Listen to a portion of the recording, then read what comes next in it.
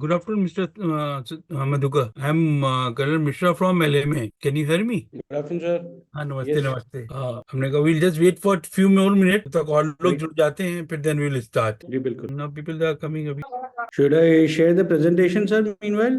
Yes, yes, Is it visible? yes, yes, So the audience largely will be FPOs, sir. yes, yes. They are basically FPO and they are all of मतलब this time they are from Lucknow, Kanpur and Jhansi division. But all of them will be practicing farmers only, na? Yes, practicing farmer and basically if they are not practicing, they got farmers as their member in their. मेरे ख्याल से मधुकर जी अब start करना चाहिए। शुरू करें, sir? नमस्कार भाइयों, मैं कर्नल समीर मिश्रा हूँ, एग्जीक्यूटिव डायरेक्टर एलएमए। और आज का हमारा वेबिनार जो है वो जल प्रबंधन के माध्यम से सतत कृषि की लागत को कैसे कम करें के बारे में है, लखनऊ, कानपुर और झांसी मंडल के एफपीओस के लिए। अभी तक आपने हम लोगों के कई सीरीज वेबिनार के देखे हैं और हमें आशा है कि ये एलएमए का हमारा जो प्रयास है वो एक कारगर प्रयास है और उसमें हम सबको काफी इससे जानकारी प्राप्त हो रही है। आज का जो हमारा सेशन है उसके को कंडक्ट करेंगे वो मिस्टर मधुकर शैम्बू जी हैं। इनके बारे में मैं दो सब बताना चाहूंगा। मिस्टर शैम्बू जी आईटी से करीब 20 साल रहे। उसके बाद जो है उन्होंने इस क्षेत्र में रहने के बाद जो है अपना रिसर्च और जो है एनवायरमेंटलिस्ट वो 2011 से इस फील्ड में आए। आप इकोलॉजिस्ट हैं, एक इन्वेंटर हैं, एंटरप्रेन्योर, बायोडाइवर्सिटी कन्वर्सेशन हैं और वाटर हीरो हैं और टेड स्पीकर भी हैं। आपने करीब 10 सालों की जर्नी में एनवायरनमेंट के प्रति जो आपका लव और अफेक्शन था, उससे आपने जो इकोलॉजी और को समझने के प्रयास करते हुए एक कंपनी को फाउंड किया जिसका नाम वैदिक सृजन है। ये कंपनी के माध्यम से आपने जो है पानी को किस तरह से बचत की जाती है और इकोलॉजी को किस तरह से मेंटेन किया जाता है, इसके ऊपर काफी रिसर्च और कार्य किया है। और एक सिस्टम वाटर उसका जिसको इकोनॉमिक टेक्नोलॉजी होता है जिसको डेवलप किया और इसको कई मिनिस्ट्री द्वारा अप्रिशिएट किया गया है। और इसके द्वारा जो है कई जगहों पे पानी का बहुत गैलनों बचत हुई है। और उससे जो है मतलब पानी, जैसे कि आप सब जानते हैं, कृषि के क्षेत्र में पानी की बहुत सख्त जरूरत होती है और पानी पे सबसे ज्यादा खर्चा भी आता है। अगर हम इसकी बचत करते हैं तो हमारी कृषि में हम एक बहुत मेजर लागत को हम बचा सकते हैं। उसके ऊपर इन्होंने प्रयास करते हुए जो है वो कई स्टेट्स में ऊपर काम किया और उस पे इनको CIA national award for excellence in water management 2023 से नवाजा गया। उसके अलावा जो है इनको बेस्ट एनवायरमेंटल स्टार्टअप यूपी का अवार्ड मिला है, ईएसजी एनेबल टेक्नोलॉजी का award, certificate of appreciation by National Institute of Disaster Management, certificate of appreciation by Centre of Rural Development Technology, RC Mishra nature care award for best technology for environmental restoration, then technology and implementation partner of AMRUT version 2.0, Ministry of Housing and Urban Affairs से idea worth spreading 2020 global top 3 author of water technologies and water hero award by ministry of जल शक्ति की तरफ से इनको नवाजा गया। इन सब चीजों को देखते हुए आज हमको बहुत आशा है कि जो जानकारी हमको मधुकर जी से प्राप्त होगी वो आप लोगों के लिए अमूल्य होगी। और इसके मद्देनजर रखते हुए मैं मधुकर जी से रिक्वेस्ट करूंगा कि प्लीज इस वेबिनार को कंडक्ट करें। मधुकर जी। धन्यवाद सर।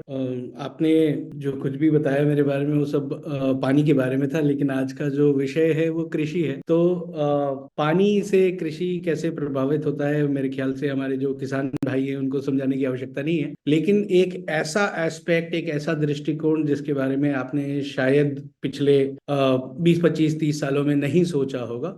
हालांकि ये कोई बाहर से लाई हुई टेक्नोलॉजी नहीं है, पूरी तरह से भारतीय टेक्नोलॉजी है।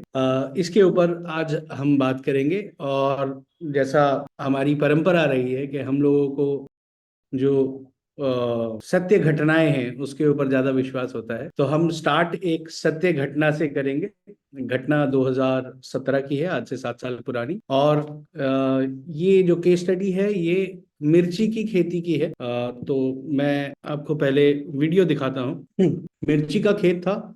2017 की बात है। जो मूल फसल है वो बिक चुकी थी। और मूल फसल बिकने के बाद कंडीशन ये थी कि एक्चुअली जैसा गांव में होता है कि एक को मिर्ची में फायदा हुआ, अगले साल सबने मिर्ची लगा दी।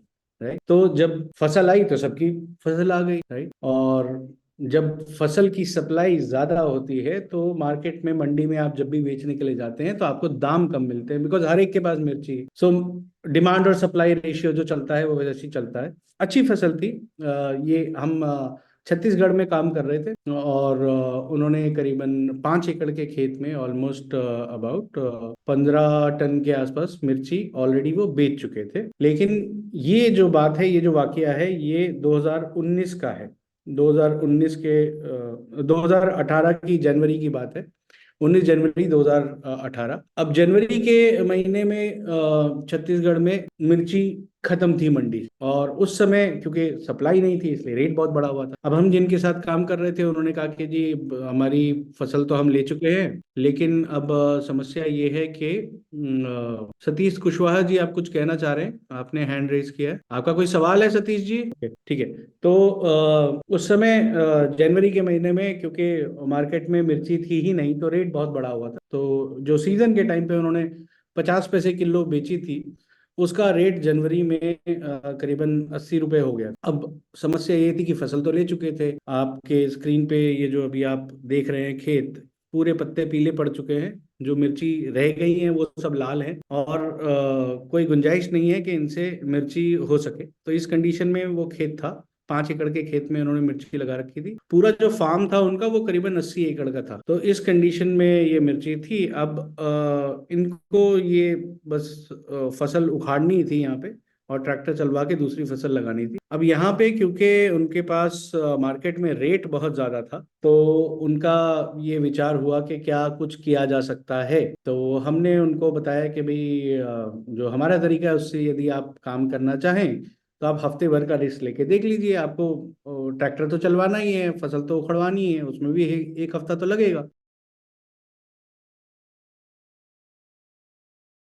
तो एक हफ्ता आप डिले कर सकते हैं यदि, तो आप एक्सपेरिमेंट करके देख लीजिए। उन्होंने कहा कि भाई क्या करना होगा। हमने कहा बस आपको जो जो तालाब जो हम ठीक कर रहे थे उस तालाब का पानी लेना है और सिर्फ सुबह सूर्योदय के समय पे फसलों पे छिड़काव आपने कर देना है। तो उन्होंने कहा ठीक है, हफ्ते भर का रिस्क लेके देख लेते हैं। तो उन्होंने वो पानी लिया और छिड़काव करना स्टार्ट कर दिया जैसा हमने उनको कहा था। क्योंकि प्राइस हाइक बहुत थी, अब अगर नई फसल लगाते तो मार्च तक फसल आती, तो उनको इसका कोई इलाज चाहिए था। तो हमने कहा भाई जो ऑलरेडी आपकी फसल लगी हुई है उसको उखाड़ने से पहले आप हमारे तरीके से एक बार काम करके देखिए। तो उन्होंने तालाब का पानी का छिड़काव जो है सुबह सूर्योदय के टाइम पे करना स्टार्ट किया। और जब वो स्टार्ट हुआ तो ये जो पीली पड़ चुकी थी फसल, ये धीरे धीरे हरी होनी स्टार्ट हो गई। और वो ही केस स्टडी आपके सामने है। अब आप देखिए कि वो जो पीली पत्तियां थी अब वो वापस से हरी हो गई हैं। और जो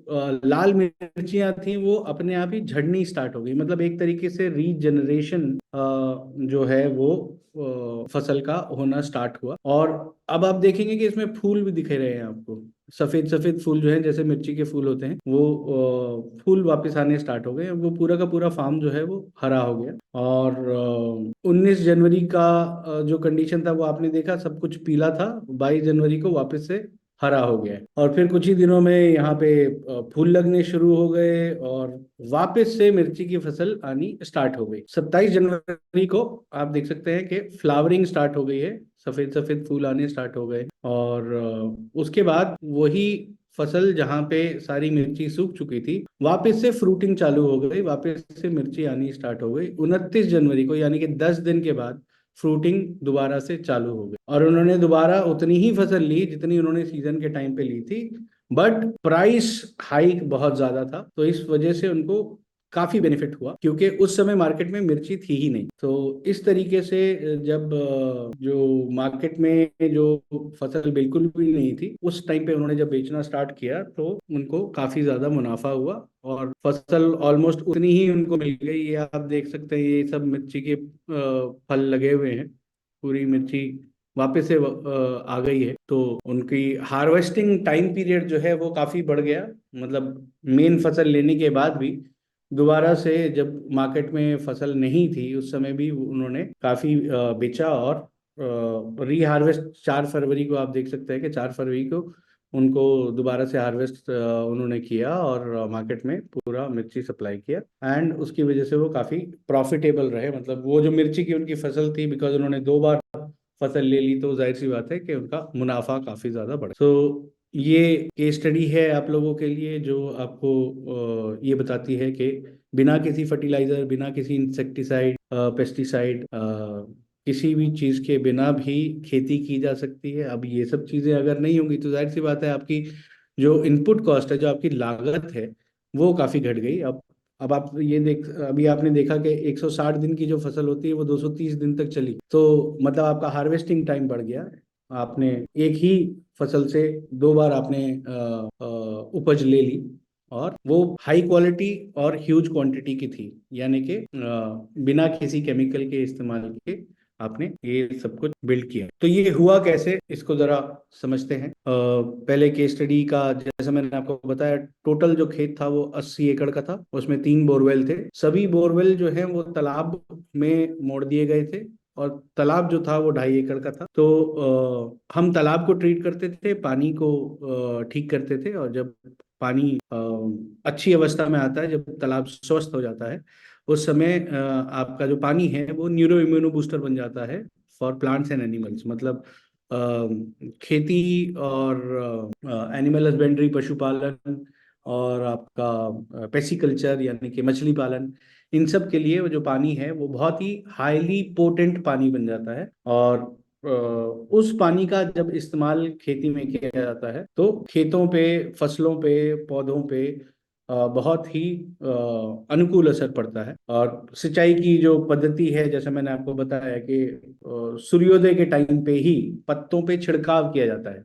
ड्रेंचिंग नहीं है, फ्लडिंग नहीं है, जो नॉर्मली लोग पानी भर देते हैं खेतों में, वैसा नहीं करना होता है इस पद्धति में। इसमें सिर्फ आपको पत्तों पे छिड़काव करना होता है, वो भी सिर्फ सूर्योदय के टाइम पे, राइट। और इससे होता ये है कि आप यदि पौधों को देखेंगे तो उनकी जो जड़ें हैं वो जमीन में है, जो पत्तियां हैं वो हवा में है। तो एक तरीके से पानी के माध्यम से जो पौधे हैं उन्होंने जो हवा और मिट्टी को जोड़ रखा है। और इस वजह से जब आप पानी की गुणवत्ता को बदलते हैं, जब पानी की क्वालिटी को बदलते हैं, तो उसका बहुत ही अनुकूल असर पड़ता है आपकी पौधों पे, आपके फसलों पे, आपके पेड़ों। तो उर्वरक का इस्तेमाल बिल्कुल जीरो है, कीटनाशक की कोई आवश्यकता नहीं है। फसल आपकी डबल है, जैसा मैंने आपको बताया कि मेन फसल वो ले चुके थे, और वो सूखती हुई फसल में से उन्होंने दोबारा से ये जनरेट किया। तो लागत आपकी मिनिमल है, न्यूनतम है, और इस वजह से आपका जो लाभ है वो दुगना है, क्योंकि एक तरफ तो आपकी लागत कम हो गई, दूसरी तरफ आपकी प्रॉफिटेबिलिटी बढ़ गई, तो लाभ आपका दुगना चौगुना हो जाता। अब इसके पीछे का जो वैज्ञानिक आधार है उसको भी समझ लें। जैसा हम लोग, हमें, हमारे सभी किसान भाई जो होते हैं उनका फसलों से एक लगाव होता है, मतलब जब वो खेतों में जाते हैं तो वो अपने पौधों को देख के ये बोल सकते हैं कि अब फसल पानी मांग रही है, राइट। तो वो कैसे होता है, क्योंकि आपका एक इमोशनल लगाव है, एक जुड़ाव है। ठीक है, जैसे आपके घर में यदि गाय हो, भैंस हो, बकरी हो, कुत्ता हो, कोई भी जानवर जब आप पालते हैं तो आपका एक इमोशनल लगाव उससे हो जाता है, तो आप उसकी बातों को बिना कहे समझने लगते हैं कि अब उसको खाना चाहिए, अब उसको पानी चाहिए, अब उसको सानी करना है। ये सारी चीजें जो हैं, ये एक इमोशनल लेवल का कनेक्ट। तो यदि हमारे यहाँ फसलों से कनेक्ट है तो हमें एक कनेक्ट और जनरेट करना चाहिए, वो है हमारी मिट्टी से, हमारे पानी से, हमारी हवा से वो कनेक्ट। ठीक, अब इसके लिए भगवान हमको रेगुलर बेसिस पे एक ज्ञान देते हैं, वो है बारिश और जंगल। उनको अगर हम देखें तो हमें बहुत कुछ अपने बारे में भी समझ में आएगा। जी, कोई सवाल है? ओके, सो सबसे स्वस्थ पौधे अगर हम देखें कहाँ मिलते हैं, तो वो मिलते हैं जंगलों में। और जंगलों में उनको पानी कौन डाल रहा है? कोई नहीं। जो प्राकृतिक तरीका है पानी डालने का, वो या तो है ओस या तो है बारिश। ठीक है, अब ओस का तो एक समय निश्चित है कि सुबह 3 साढ़े 3 बजे ब्रह्म मुहूर्त पे ही आपको ओस मिलती है। राइट, उस समय लाइट मोरलेस बिल्कुल भी नहीं रहती है, और हवा भी नहीं चल रही होती है, और उस समय प्रेसिपिटेशन होता है, यानी कि जो हवा की नमी है वो जब नीचे कंडेंसेशन के वजह से जब वो नीचे गिरती है उसको ओस। लेकिन बारिश, बारिश तो कभी भी हो सकती है, दिन में हो सकती है, रात में हो सकती है, दोपहर में हो सकती है, सुबह सुबह भी हो सकती है। तो बारिश को यदि हम ऑब्जर्व करेंगे तो हमें ज्यादा बेहतर समझ में आएगा। अब बारिश के होने का एक पैटर्न है, आप देखिए बारिश कभी भी ऐसे ही नहीं हो जाती। पहले बादल आते हैं, काले काले बादल आएंगे, राइट, काले काले बादल आएंगे और वो धूप को कट कर, ठीक है, फिर थोड़ी हवाएं चलेंगी जिससे कि टेम्परेचर जो है वो मॉडरेट हो जाएगा, उसके बाद बारिश स्टार्ट होती है, राइट। तो इस पैटर्न को अगर हम देखें तो दिन में हमें ये पैटर्न, जबकि लाइट कम है, हवा नहीं चल रही है और एकदम एप्ट एटमॉस्फेयर है, उस समय बारिश होती है। तो ये समय हमको दिन में 2 बार मिलता है, एक बार सूर्योदय के टाइम पे, एक बार सूर्यास्त के टाइम, राइट। तो इसमें क्या खास है?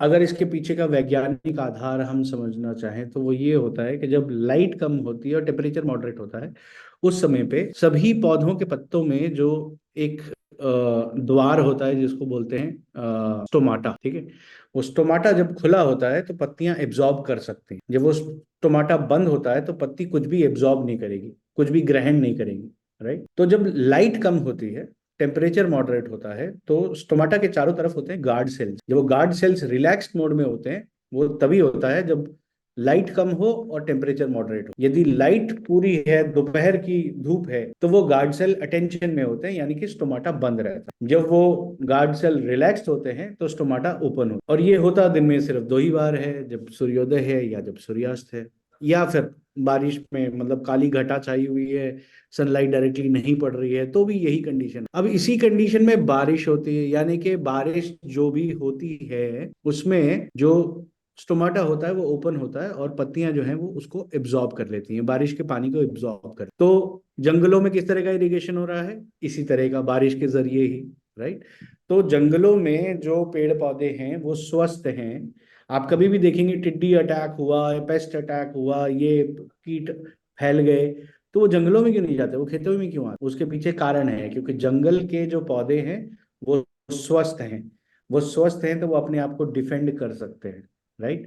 अभी पैंडेमिक के टाइम में हमने देखा कि ये जो कोविड-19 था ये पूरे वर्ल्ड में फैल गया, पूरे वर्ल्ड में लॉकडाउन लगा। लेकिन अगर वर्ल्ड की पॉपुलेशन वर्सेस हानि को देखें कि कितने लोग मरे कितनी पॉपुलेशन वाले देश में, तो सबसे कम इम्पैक्ट हमारे भारतवर्ष में हुआ। क्यों? क्योंकि हमारी जो जीवन शैली है वो इस तरह की कि हमने अपनी इम्यूनिटी को बूस्ट किया हुआ, क्योंकि हमारे खान पान जो है वो इस तरह का है कि हमारी इम्यूनिटी बूस्टेड अप थी।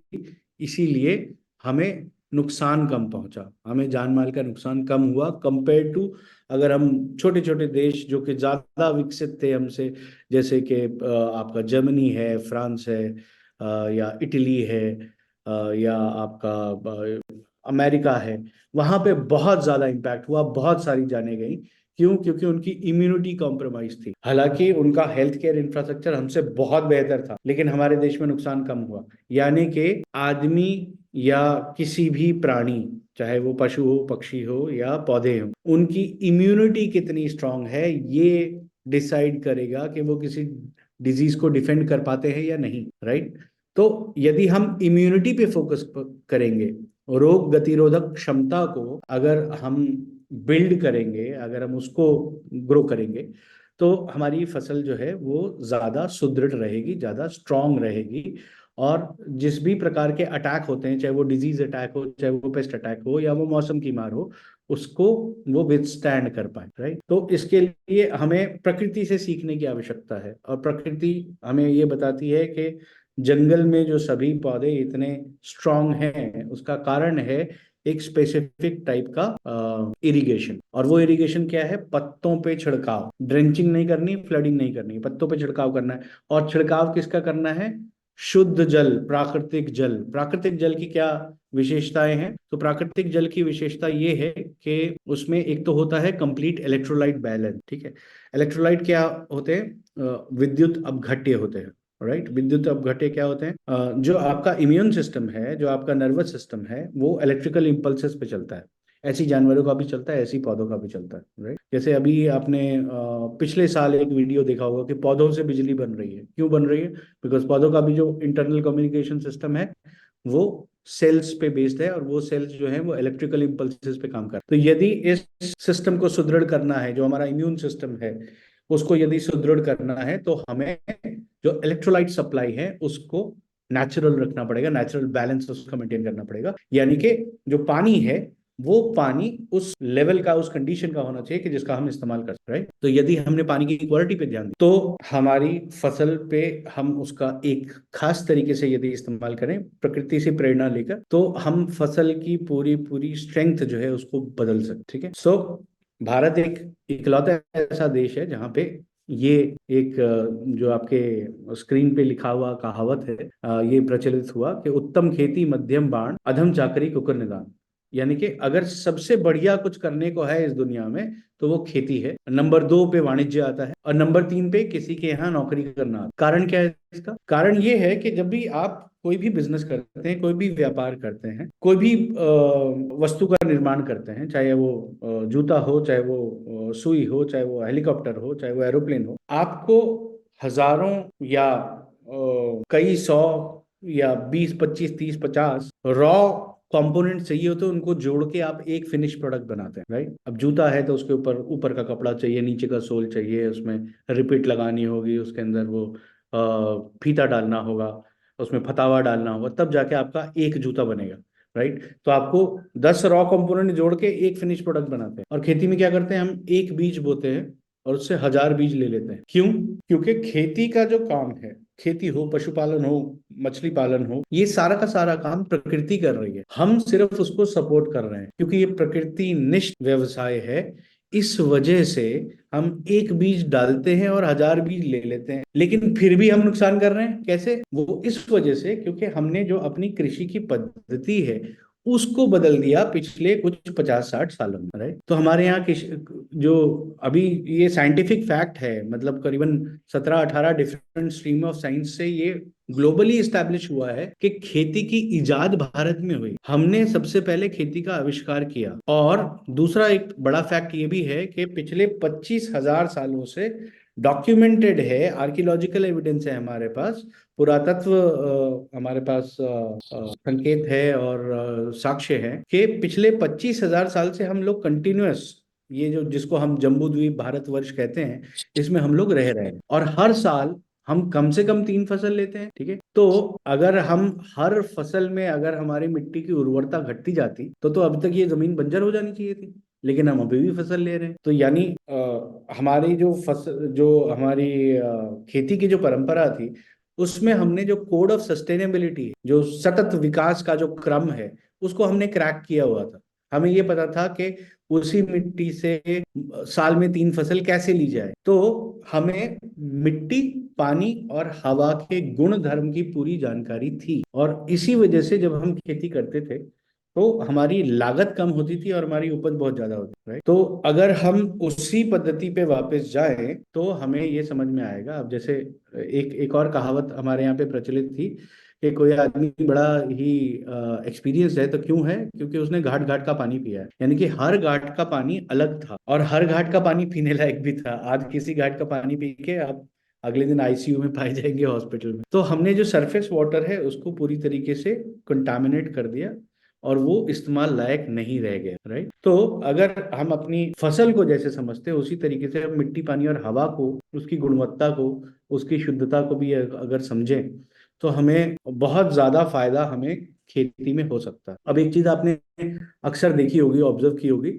लेकिन आपने कभी उसको ध्यान में नहीं लिया कि जब बारिश होती है, जब सावन का महीना आता है, जब बारिश होती है तो भले जमीन बंजर हो, घास उगाती है उस पे। अब बंजर जमीन पे हमने कोई एनपीके तो डाला नहीं है, ना कोई यूरिया ना कोई फॉस्फेट, तो घास कैसे उगाई? वो बंजर जमीन उपजाऊ कैसे हो गई? सिर्फ पानी की गुणवत्ता का फर्क है। बारिश का जो पानी है वो प्राकृतिक पानी है। यदि प्राकृतिक पानी का इस्तेमाल किया जाएगा तो आप फसलों में एक बहुत बड़ा डिफरेंस देख सकते हैं। अब हम थोड़ा जरा पौराणिक काल में जाएं, हम अपनी कथाओं को देखें। ये फोटो तो आप सब लोगों ने देखी होगी, आपको कुछ याद आ रहा होगा कि वो महाभारत का युद्ध खत्म होने के कगार पे है, भीष्म पितामह बाणों की सैया पे लेटे हुए हैं और उन्हें लगी है प्यास, तो अर्जुन ने चलाया तीर और जमीन से पानी निकाल दिया।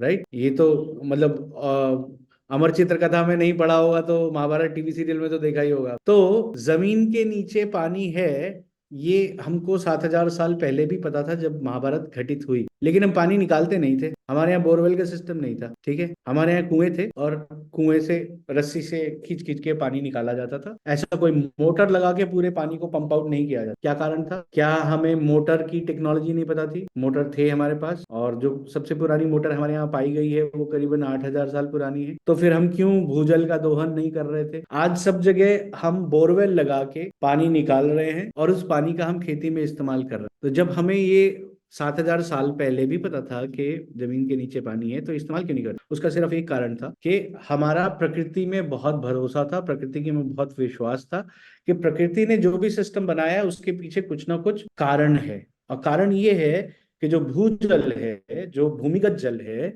वो सरफेस कंडीशन के लिए अडेप्टेड नहीं है। उसका इस्तेमाल सरफेस कंडीशन में नहीं किया जाना चाहिए। तो जैसा मैंने आपको पीछे के स्टडी में बताया कि बोरवेल का पानी तालाब में भरते थे और तालाब को ट्रीट करते थे, उसको प्राकृतिक नैसर्गिक स्वरूप में लाने के बाद उस पानी का इस्तेमाल किया जाता है खेती में। अभी हम क्या कर रहे हैं? इसका अपोजिट। बोरवेल से निकाला पानी वही गैया पी रही है, वही भैंस पी रही है, और उसी से हम खेती कर रहे हैं। और खेती भी कैसे कर रहे हैं? तालाब जो पानी है खेतों में भर देते हैं, ठीक है। तो ये हमारी खेती करने की पद्धति में हमको चेंज लाना पड़ेगा।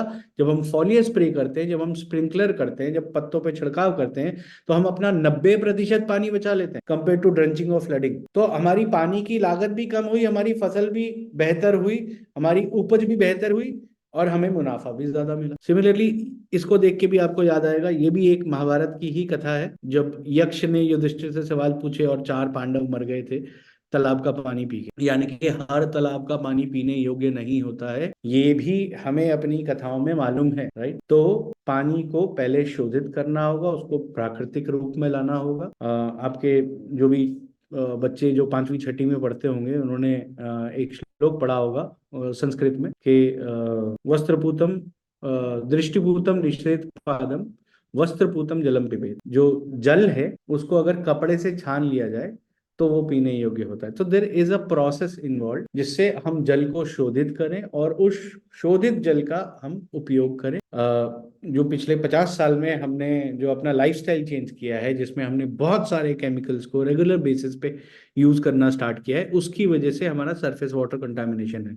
जितने भी हमारी नदियां हैं, जितने भी हमारे जलाशय हैं, उन सबको हमने बहुत ज्यादा प्रदूषित कर दिया है, इसलिए वो इस्तेमाल योग्य नहीं बचा। तो यदि हम उस जल को पुनः प्राकृतिक स्वरूप में ले आए, जैसा आपने अभी पैंडेमिक के टाइम पे सुना होगा, हर न्यूज़पेपर हर टीवी चैनल ने बताया कि नदियां वापस से साफ होने लगी। क्यों होने लगी? बिकॉज हमने ह्यूमन इंटरवेंशन कम किया, हमने छेड़छाड़ कम की। सब लोग तो लॉकडाउन में थे, सब अपने अपने घरों में लॉकडाउन में थे, तो ऐसा नहीं कि हमने सीवेज का प्रोडक्शन कम किया था। सीवेज तो आदमी घर में भी रहेगा तो भी टॉयलेट यूज करेगा ही, वॉशरूम तो यूज करेगा ही, कपड़े धोएगा ही, बर्तन धोएगा ही।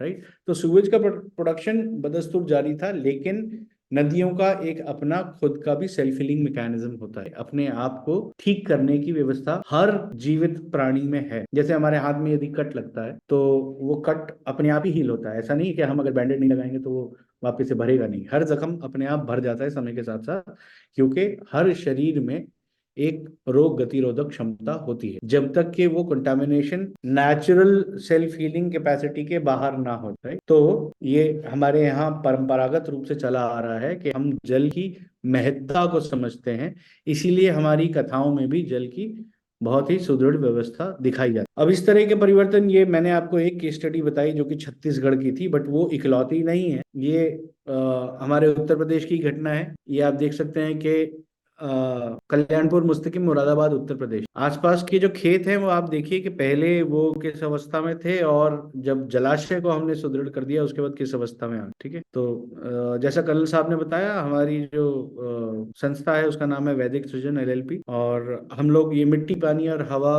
के ऊपर ही शोध करते हैं। उसी को ठीक करने के लिए हमारी एक वैदिक विज्ञान आधारित टेक्नोलॉजी है, और उससे हम काम करते हैं। खेती में अगर हम बात करें तो बहुत सारी कहानियां हैं। हमने एक सुनाई आपको आज, जो कि मिर्ची के पौधे पे थी। ये दूसरी जो आप यहाँ अपने स्क्रीन के लेफ्ट हैंड साइड पे देख रहे हैं, ये एक और इंटरेस्टिंग केस स्टडी है, जहाँ पे के राइस मिल का जो पानी है, जो लोग राइस मिल के बारे में जानते होंगे उनको ये मालूम होगा कि राइस मिल का जो वेस्ट वाटर है, उसको यदि उपजाऊ जमीन पे डाल दिया जाए तो वो बंजर हो जाएगी, इतना ज्यादा टॉक्सिक होता है। और ये इधर गौशाला है, गौशाला के पास ही एक बायोगैस प्लांट था।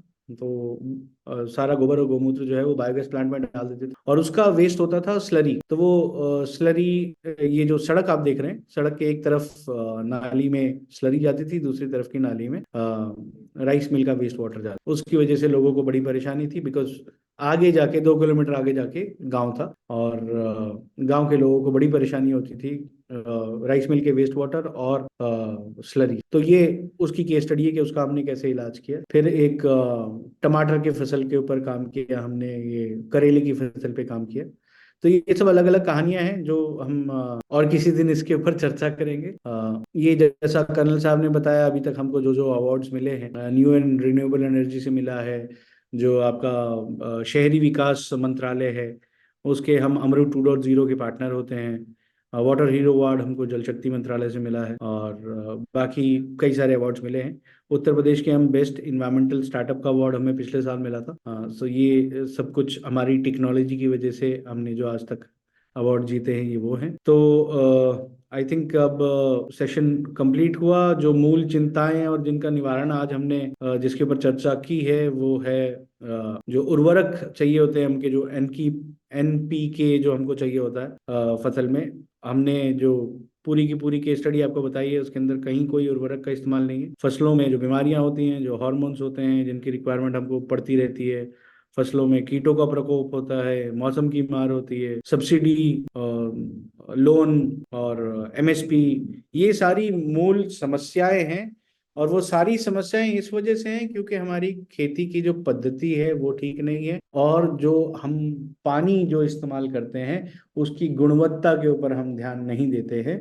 तो इस वजह से ये सारी समस्याएं जो हैं इनसे हमको जूझना पड़ता है वर्ल्ड ओवर। मतलब ऐसा नहीं कि ये सिर्फ भारत की बात है, वर्ल्ड ओवर जो खेती में मूलभूत समस्याएं हैं वो यही हैं। और जस्ट अगर हम अपना खेती करने की पद्धति के ऊपर थोड़ा ध्यान दें, और हम अपने आसपास के पर्यावरण के ऊपर जरा ध्यान दें, मिट्टी पानी और हवा से जुड़ाव रखें, तो सारी चीजों का निवारण स्वतः ही हो जाएगा एक प्राकृतिक तरीके से। सो प्रेजेंटेशन यहाँ खत्म होती है सर। मेरा नाम मधुकर स्वयंभू है, मेरा मेल ID, मेरा फोन नंबर यहाँ दिया हुआ है। और कर्नल साहब आपका बहुत आप बहुत धन्यवाद, आपने मुझे मौका दिया बोलने का। किसी का कोई प्रश्न है, कोई कुछ मतलब जिसे पूछना चाहता है? ये बहुत ही इंटरेस्टिंग सब्जेक्ट है, इसमें किसी का कोई प्रश्न है तो वो मतलब जी से प्रश्न पूछ सकता है। अपने को अनम्यूट करके आप अपने प्रश्न पूछिए। हाँ जी, जी प्रेम सिंह जी पूछिए, कुछ पूछना चाह रहे हैं आप? जी जी जी जी नमस्कार सर। नगरा से।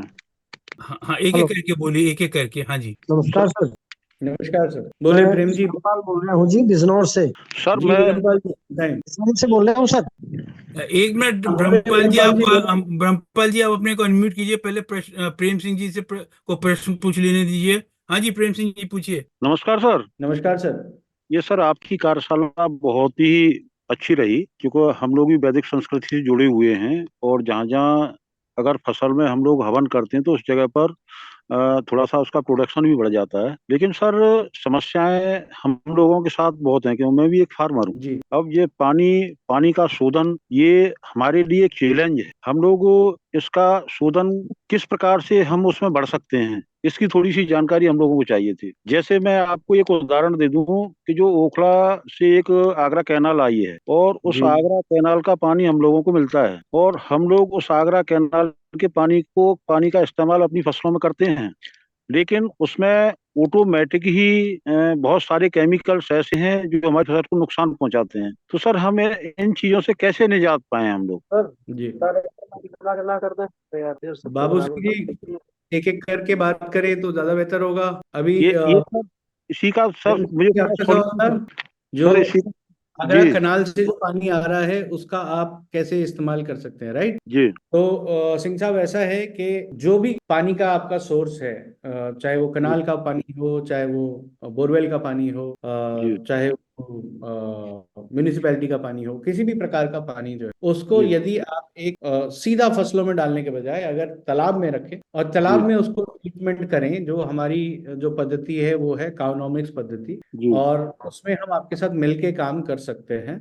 आपको जी जहाँ पे भी आपका तालाब है उसके विषय में आपको कुछ डिटेल हमको देना पड़ेगा। जी वो डिटेल लेके हम एक दवाई बनाएंगे जो कि जड़ी बूटियों का अर्क है। वो जी दवाई आपके पास भेज दी जाएगी, साथ में आपको ये भी बताया जाएगा कि इसका उपयोग कैसे करना है, राइट? जी वो तरीके से आप जल को शोधित कर सकते हैं। आपका यदि तालाब की डायमेंशन वगैरह आप अगर हमको बताएंगे तो हम आपको जी ये बता पाएंगे कि कितने दिन में इस जल को प्राकृतिक रूप में लाया जा सकता है। सोर्स आपका कुछ भी हो, आपका कनाल का सोर्स हो, नाले का पानी आ रहा हो, कोई भी सोर्स हो, जी जी सिर्फ पानी होना चाहिए। कितना भी गंदा हो, कितना भी कंटामिनेटेड हो, कुछ भी कंडीशन में हो, जी राइट? जी जैसे हमारे वेस्टर्न यूपी में गांव में झोड़ होते हैं, तो वो जो जी झोड़ है उनके पानी को ही हम शुद्ध करके उसको कृषि में उपयोग लायक बना सकते हैं। जी और उसी पानी का जब आप इस्तेमाल करेंगे, उसमें जो इलेक्ट्रोलाइट बैलेंस है उसकी वजह से आपकी जो फसल है वो बेहतर हो पाएगी। यदि हमने अपने सिंचाई के पानी की गुणवत्ता पे ध्यान दिया तो हमारी फसल पे बहुत ज्यादा पॉजिटिव इम्पैक्ट पड़ेगा। जी जी जी तो तो ये सर आपने यूपी में कहाँ कहाँ बनाए हुए हैं इस तरह के पॉन्ड, और कहाँ पर ये काम हुआ है, क्योंकि इसकी जानकारी सर आपका शुभ नाम? ये अ, माथुर सर है, सीनियर वाइस मैं प्रेसिडेंट एल में। मैं लखनऊ मैनेजमेंट एसोसिएशन में हूँ। ये जी आपका जी बहुत इंटरेस्टिंग बात कही है आपने। लेकिन इसका तो बहुत वो होना चाहिए प्रचार, क्योंकि पानी का तो सबसे बड़ा प्रॉब्लम है और उससे बहुत सी चीजें जुड़ी हुई हैं। लेकिन लोग देखना चाहेंगे कि कहाँ कैसा उसका इफेक्ट हुआ फिजिकली, जी। ये और कहाँ माथुर, देखने जैसा को मिल एक सकता। तो मैंने आपको उत्तर प्रदेश का मुरादाबाद प्रेजेंटेशन में ही था कि जी। मुरादाबाद काम किया है। तो मुरादाबाद लखनऊ के आसपास है, लखनऊ के आसपास कहीं है? सर लखनऊ के आसपास अभी तो नहीं है।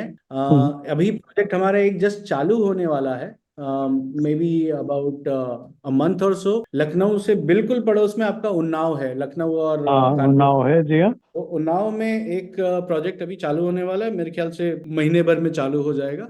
तो आपको उसकी जानकारी हम उसमें ऐसा है, अगर पॉसिबल हो, अगर उस जी पे डिटेल्स आ जाएं, तो हम हम्म, एक कुछ आउटरीच प्रोग्राम करना चाहेंगे जहां वहाँ के लोग इकट्ठे हो जाएं, और जी मतलब क्या चीज देखने को मिल सकती है, क्योंकि उसके जो रिजल्ट्स हैं वो तो काफी जी दिनों बाद मिलते हैं। नहीं सर, ऐसी धारणा है सिर्फ।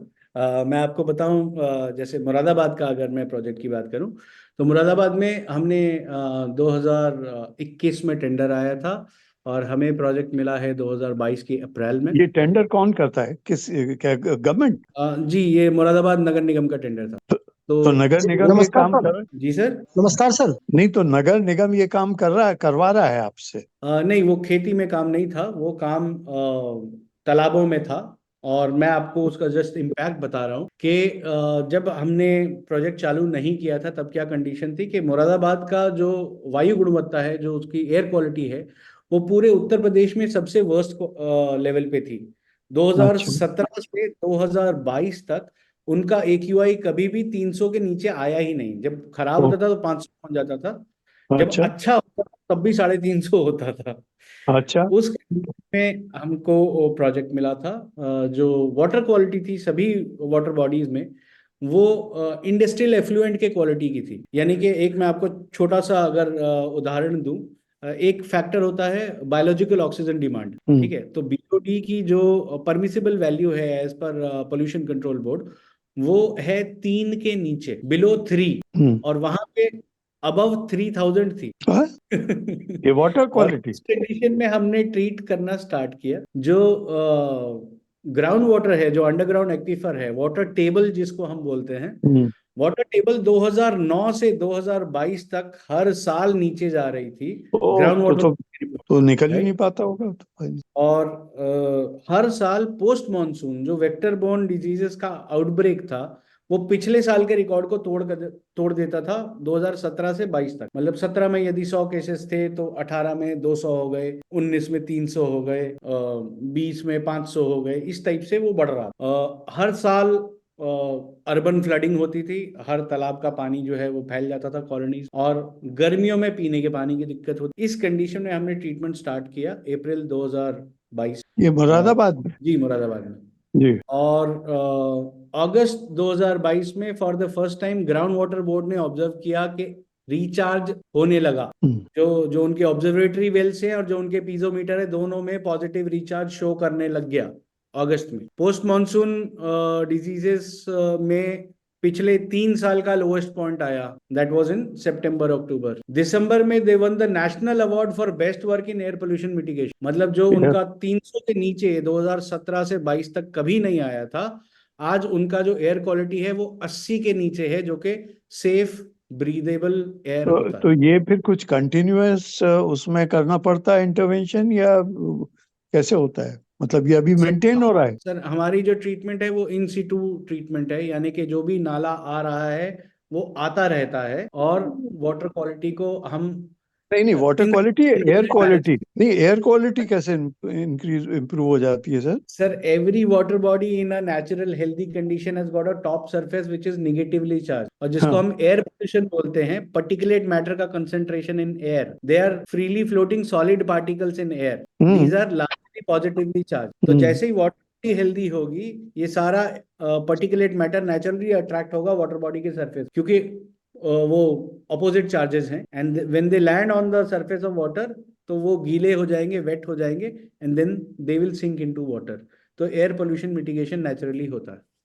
तो आप on A continuous basis engage रहते हैं उसमें? जी। तो 2002 से और अभी तक चल रहा है? 2002 नहीं सर, 2022। आई एम सॉरी, 2022 से और अभी तक? 2022 में वो प्रोजेक्ट चालू हुआ था, 2023 नवंबर में प्रोजेक्ट खत्म हो गया। 18 महीने का प्रोजेक्ट था। 18 महीने की अवधि कंप्लीट होने के बाद सारी वाटर बॉडीज में जो इंडियन स्टैंडर्ड है IS 2296 category B, category A होता है ड्रिंकेबल वाटर, कैटेगरी बी होता है बेदेबल वाटर, कैटेगरी सी होता है water good for irrigation, category D होता है STP का आउटलेट, और कैटेगरी ई होता है ETP का आउटलेट। सो हमारे सभी वाटर बॉडीज में कैटेगरी बी वाटर है, यानी कि fit for bathing, fit for animal husbandry, irrigation and aquaculture. मतलब फिट फॉर ड्रिंकिंग नहीं है, that is the best, is it? जी। अच्छा, मतलब आप अगर उसको आपका RO प्लांट में यदि ट्रीट करते हैं तो वो ड्रिंकेबल भी हो जाएगा। It is a source of drinking water. अब मजे की बात यह है कि 10 जुलाई 2023 को जब दिल्ली में करीबन 153 mm बारिश हुई थी, तो आधी दिल्ली डूब गई थी। उसी दिन मुरादाबाद में 160 mm बारिश हुई, यानी कि दिल्ली से ज्यादा, और एक भी तालाब जिसको हम ट्रीट कर रहे थे वहां एक ड्रॉप का भी ओवरफ्लो नहीं था।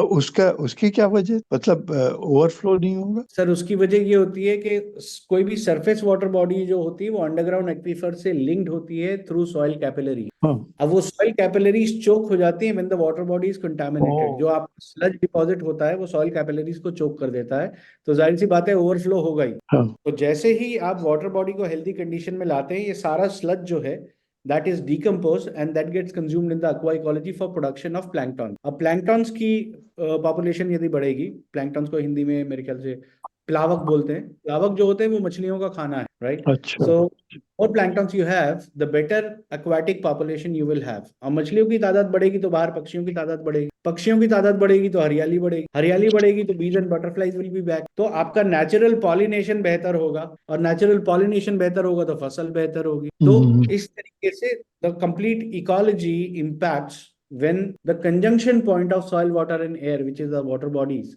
are in good healthy condition. कोई इम्पैक्ट असेसमेंट स्टडी है आपके इसमें? जी तो मतलब you add certain organic matter, isn't it, पानी में? जी 100% बोटानिकल। अच्छा अच्छा, तो अब वो एडिशन होता रहता है and that keeps on improving. हाँ, बेसिकली हमारे ट्रीटमेंट के 3 फेजेस होते हैं sir. First phase is resurrection, जिसमें जो native microbiota which has gone into dormancy, they are brought back to life. Second phase is restoration, where the bottom sludge is consumed and digested in the aqua ecology. And the third phase is rejuvenation, wherein the digestion capacity of the water body is calibrated with the fresh incoming load. तो वो जैसे ही third phase हमारा खत्म होता है तो water body is in good condition to handle whatever waste is coming. मैं अभी देख रहा था कि एक पार्टिसिपेंट बिजनौर के हैं, वो कुछ चेक करवाना चाहते हैं। कौन? आई थिंक सर इनका जैसे जो प्रोजेक्ट है उन्नाव वाला, तो उसमें जब ये एक स्थिति पे पहुंच जाते हैं तो आई थिंक जितने भी हमारे लखनऊ और इस मंडल के एफपीओ हैं, उनका हम एक आउटरीच प्रोग्राम ऑर्गेनाइज करते हैं, और वो फिर वहां पर उनको साइट पे ले जाकर मधुकर जी उनको एक्सप्लेन करें, तो उससे जो नॉलेज आंखों से देख के जो इंफॉर्मेशन जो मिलेगी और जो नॉलेज मिलेगी, आई थिंक वो सबसे बेस्ट होगी।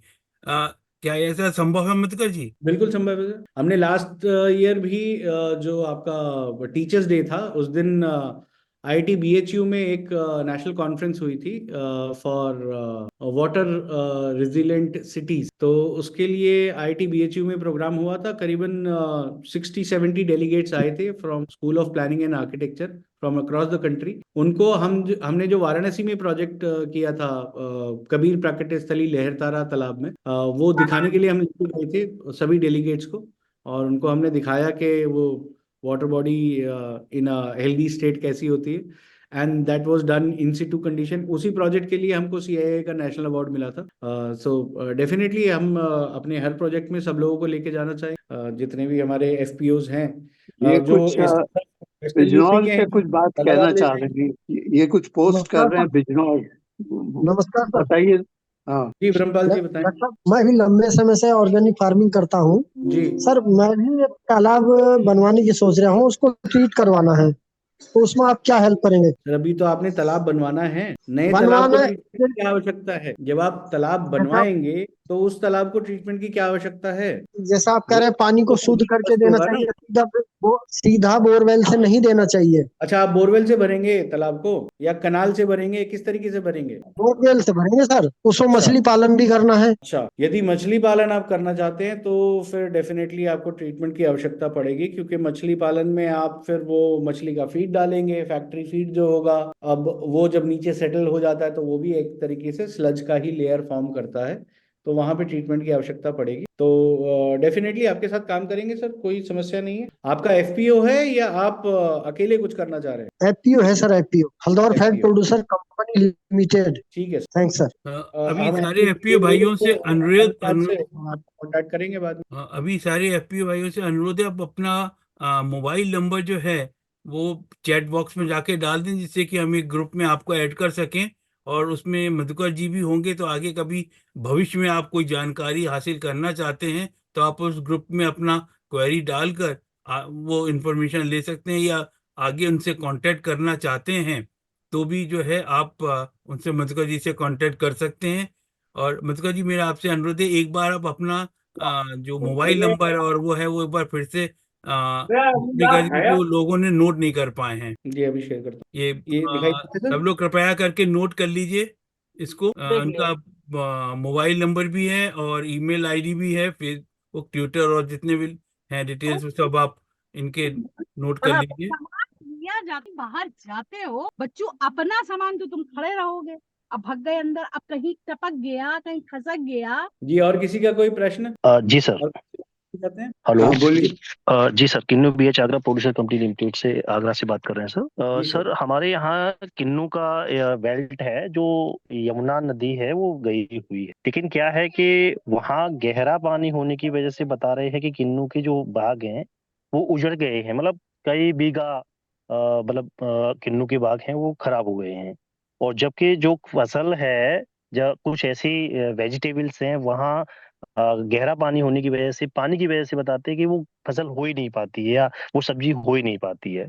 तो इसको किस तरीके से हम लोग कर सकते हैं? ये किसी वहां पर कुछ मछली तालाब भी मतलब कम से कम 4-5 बीघे में किसानों ने बनाए हैं, तो उसका कैसे हम लोग यूज कर सकते हैं और किस तरीके से कनेक्ट हो सकते हैं? तो इसको थोड़ा सा, और ये इस तरह के आपकी सेशन है सर, ये थोड़ा हम लोगों को अगर और अच्छी तरीके से, विस्तृत तरीके से जानकारी दी जाए, क्योंकि आप जो भी, आपका सेशन जब से स्टार्ट हुआ है और तब तक एंड हुआ है, कोई भी, मुझे लगता है कि सारी जो भी पार्टिसिपेट्स हैं इसमें, प्रतिभागी हैं, एक का भी इधर उधर दिमाग नहीं गया हुआ, क्योंकि बहुत ही अच्छा टॉपिक है।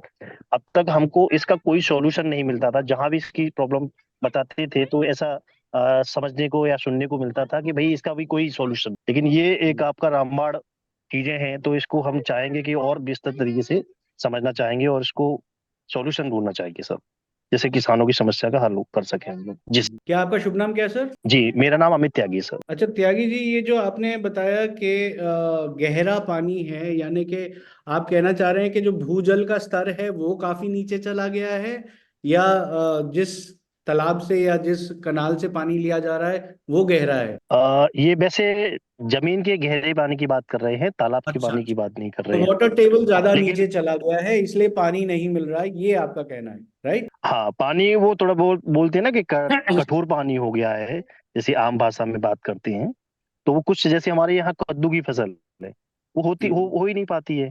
कुछ और फसलें जी हैं, वो जो सब्जियां हैं वो हो ही नहीं पाती हैं, तो जी। इसका थोड़ा सा सॉल्यूशन चाहेंगे जी। त्यागी जी, आपको एक बात और बताऊं मैं कि आपका ब्रज क्षेत्र से, मतलब मथुरा से आगरा तक का जो एक्वीफर है वो भी सलाइन है, ये मालूम है आप? जी जो जो नमकीन अंडरग्राउंड पानी है, है वो खारा पानी। पानी खारा है उसका, जी जी। राइट? तो यदि आप सतह के ऊपर कोई भी फसल लगाएंगे, मान लीजिए उसकी जड़ें नीचे तक चली भी गई और वो नीचे से पानी खींच भी रहा है, तो वो खारा पानी खींच के कर भी क्या लेगा, बेचारा बचेगा कैसे? तो हमें जो जल की व्यवस्था है वो सबसे पहले उस जल की व्यवस्था करनी होगी जो जल हमारे पौधों को, हमारे पशुओं को, हमारे पक्षियों को चाहिए। ठीक है, हम कोई शार्क नहीं पाल रहे हैं कि वो खारे पानी में भी पल जाएगी। हम जो पालते हैं वो मछलियां होती हैं जो कि मीठे पानी की होती हैं, हमारी जो सब्जियां हैं वो सब मीठे पानी की है, हमारी कीनू की फसल मीठे पानी की है।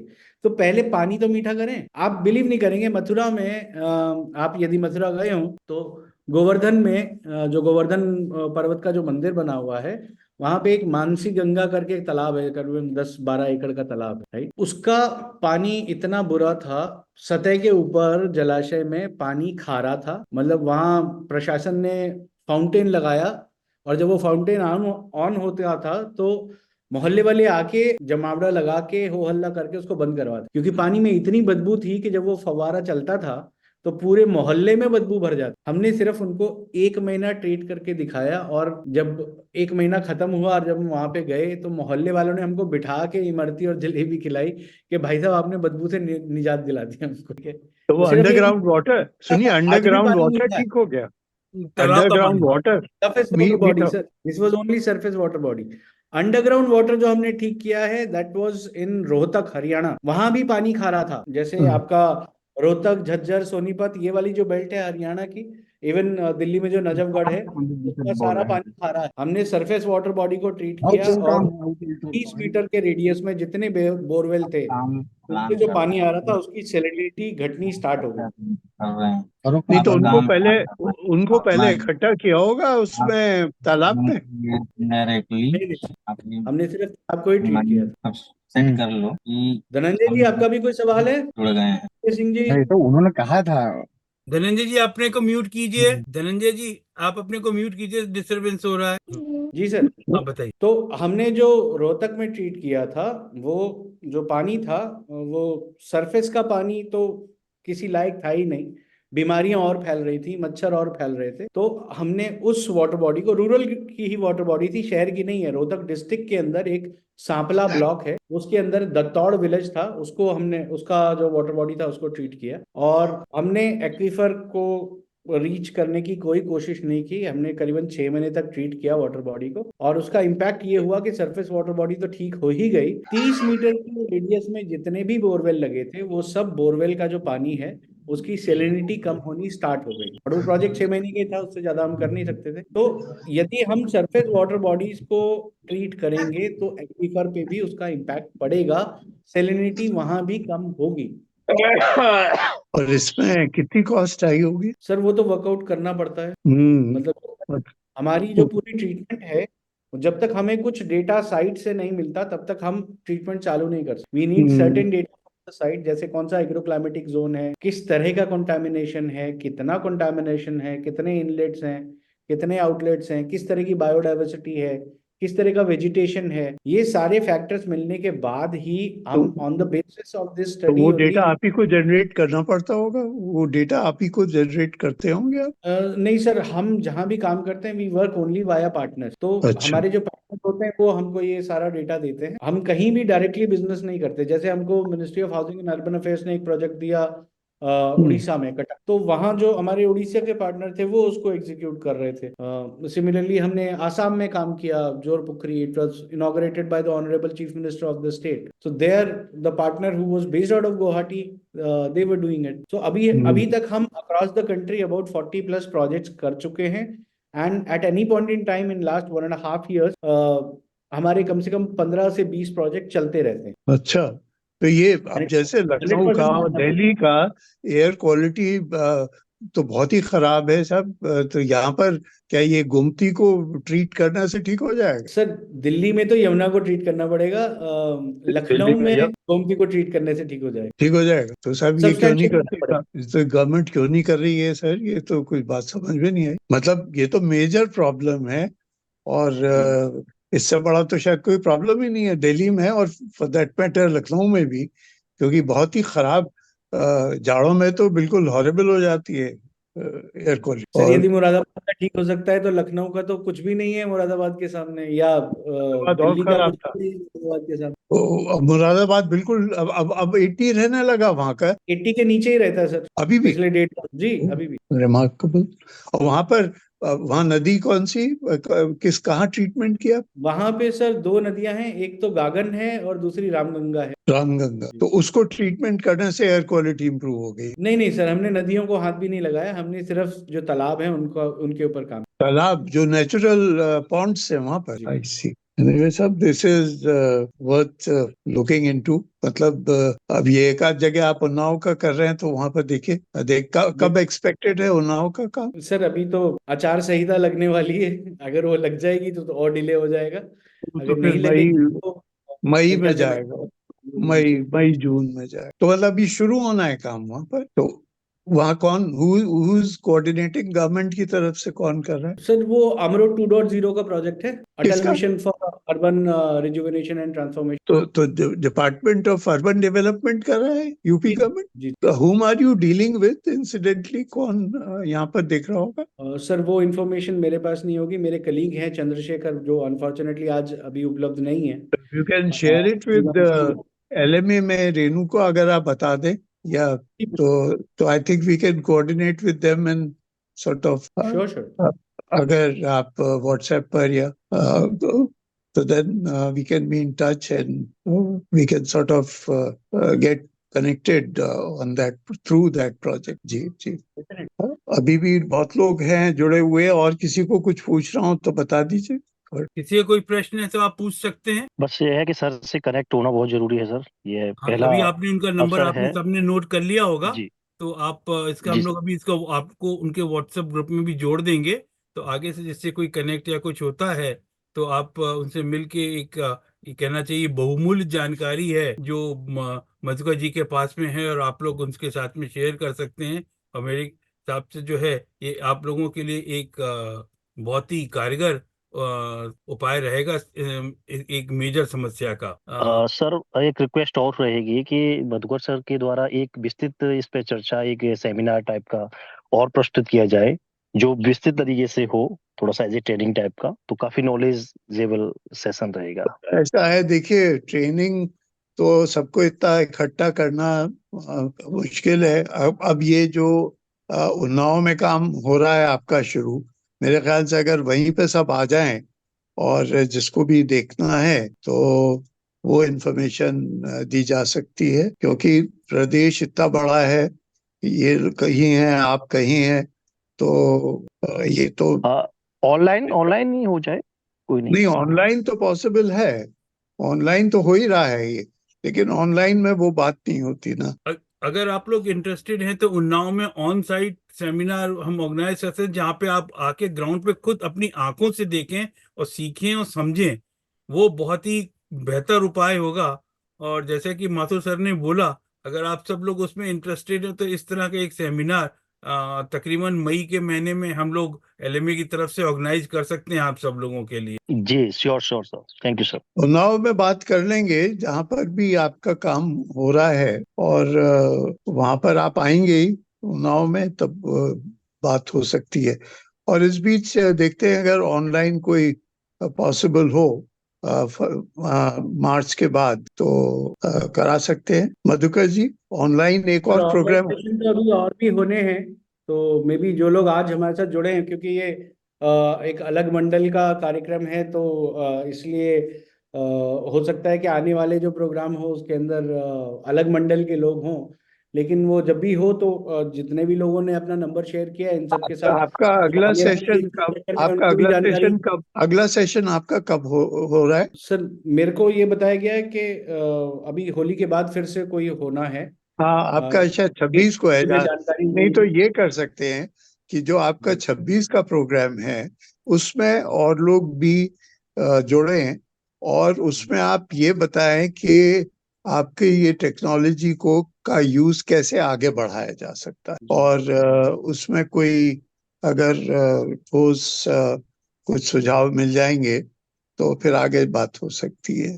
तो मैं इनसे, रेनू से कहूंगा कि अगले प्रोग्राम में जो आज जुड़े हैं वो लोग, उनको भी ऐड कर दे, उनको भी लिंक भेज दे, तो वो आपसे और जानकारी ले सकते हैं। तो 26 तारीख के हाँ, उसमें जो अभी आज के जो हैं इनको हम लिंक शेयर कर देंगे सर, जिससे कि जो है ये उसको भी ये फिर से ज्वाइन करना चाहते हैं तो फिर उस दिन उसमें अटेंड कर सकते हैं। अभी हाँ, किसी का कोई और प्रश्न है तो आप पूछ सकते हैं, नहीं तो हम फिर सेशन को इधर पे ही विराम देना चाहेंगे।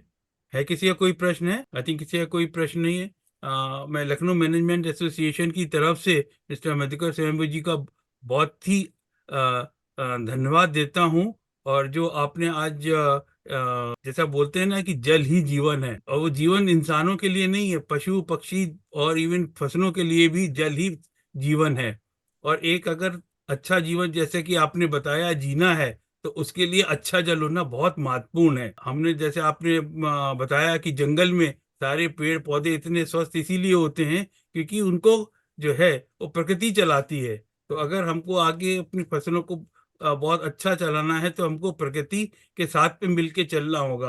और जो आपने अपना ये काउनॉमिक टेक्नोलॉजी प्रकृति के साथ मिलके चलाई है, ये एक बहुत ही सराहनीय कार्य है। और ये कि मेरा पूरी आशा है कि इसमें आपका जो जरूर बहुत सक्सेस मिलेगी, क्योंकि आप इसमें प्रकृति के साथ है, ना कि प्रकृति के खिलाफ। और इसी के साथ में मैं आपका एलएमए की तरफ से तहे दिल से बहुत बहुत धन्यवाद देता हूं पर इस तरह का बहुत अच्छा सेशन लेने के लिए। और दूसरा मेरे को आशा है आज के जितने भी पार्टिसिपेंट्स हैं उनको इस सेशन से बहुत ज़्यादा लाभ हुआ होगा और बहुत अच्छी जानकारियां प्राप्त हुई होंगी जो जनरली कहीं अवेलेबल नहीं है। और इसके साथ में मैं आप सबकी तरफ से, एलएमए की तरफ से मिस्टर मधुकर स्वयं जी को धन्यवाद देता हूं।